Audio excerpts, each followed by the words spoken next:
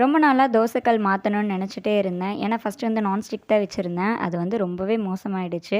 So நேற்று வெளியே போயிருந்தப்ப கல் வந்து வாங்கிட்டு வந்திருந்தேன். இந்த தடவை இரும்பு கல் தான் வாங்கியிருந்தேன். அதை இன்றைக்கி பழக்கப்படுத்திடலாம் அப்படின்னு சொல்லிட்டு ஃபஸ்ட்டு வந்து சோப் போட்டு நல்லா 2 தடவை வாஷ் பண்ணி எடுத்துட்டேன். இதுக்கப்புறம் கொஞ்சமாக கல்லுப்பு எல்லா பக்கமும் படுற மாதிரி அப்ளை பண்ணி வாஷ் பண்ணிடுங்க.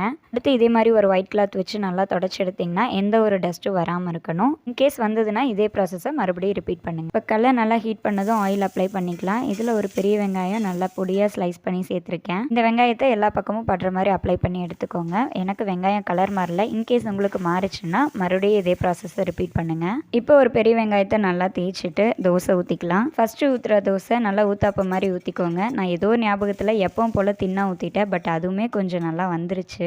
இதுலேயே நமக்கு கல் ஓரளவுக்கு ரெடி ஆகிடுச்சு. ஃபஸ்ட்டு தோசை நம்ம டிஸ்கார்ட் பண்ணிடலாம். இப்போ நான் செகண்ட் தோசையை ஊற்றிட்டேன். அது வந்து கொஞ்சம் கூட ஒட்டாமல் வந்துருச்சு. இந்த மெத்தட் உங்களுக்கு யூஸ்ஃபுல்லாக இருந்தால் மறக்காமல் ஒரு லைக் கொடுங்க.